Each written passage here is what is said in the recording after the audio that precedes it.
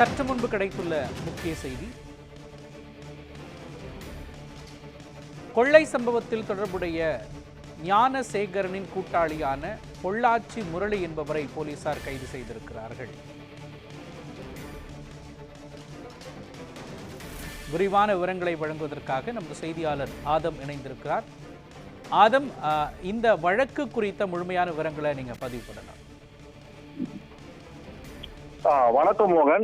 அண்ணா பல்கலைக்கழக மாணவி பாலியல் வழக்கில் சிறையில் உள்ள ஞானசேகரன் மீது பள்ளிக்கரணை காவல் நிலைய எல்லைக்குட்பட்ட பகுதியில் 2022ஆம் ஆண்டு சுமார் 8 வீடுகளில் சுமார் 250 சவரன் கொள்ளையடித்த வழக்கில் முக்கிய குற்றவாளியாக ஞானசேகரன் செயல்பட்டுள்ளார். இந்த வழக்கு சம்பந்தமாக கடந்த வாரம் பள்ளிக்கரணை குற்றவியல் போலீசார் 3 நாள் நீதிமன்ற காவலில் ஞானசேகரனை எடுத்து விசாரணை மேற்கொண்டனர். விசாரணையில் ஞானசேகரனிடமிருந்து 120 சவரன் தங்க நகை மற்றும் ஒரு சொகுசு கார் பறிமுதல் செய்யப்பட்டது.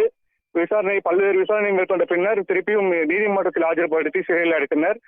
3 நாள் விசாரணையின் போது மீதமுள்ள 130 சவரன் தங்க நகைகள் குறித்து பல்வேறு தகவல்கள் ஞானசேகரனிடம் கேட்டு பெறப்பட்டது. இந்த திருட்டு வழக்கில் ஞானசேகரனின் கூட்டாளி பொள்ளாச்சி முரளி என்பவரை நேற்று மாலை போலீசார் கைது செய்துள்ளனர். காவல் நிலையம் அழைத்து வந்து விசாரணை மேற்கொண்டதில் அவனிடமிருந்து சுமார் 2 கிலோ தங்க வெள்ளி பொருட்கள் தற்போது பறிமுதல் செய்யப்பட்டுள்ளது. ஞானசேகரன் மற்றும் முரளி இணைந்து பள்ளிக்கரணை மற்றும் பல்வேறு இடங்களில் திருட்டில் ஈடுபட்டு நகை மற்றும் பணத்தை பிரித்துக் கொண்டு சொகுசு வாழ்க்கை வாழ்ந்து வந்தது விசாரணையில் தெரிய வந்துள்ளது. தற்போது முரளியை பள்ளிக்கரணை போலீசார் விசாரணை மேற்கொண்டு வருகின்றனர். மோகன்,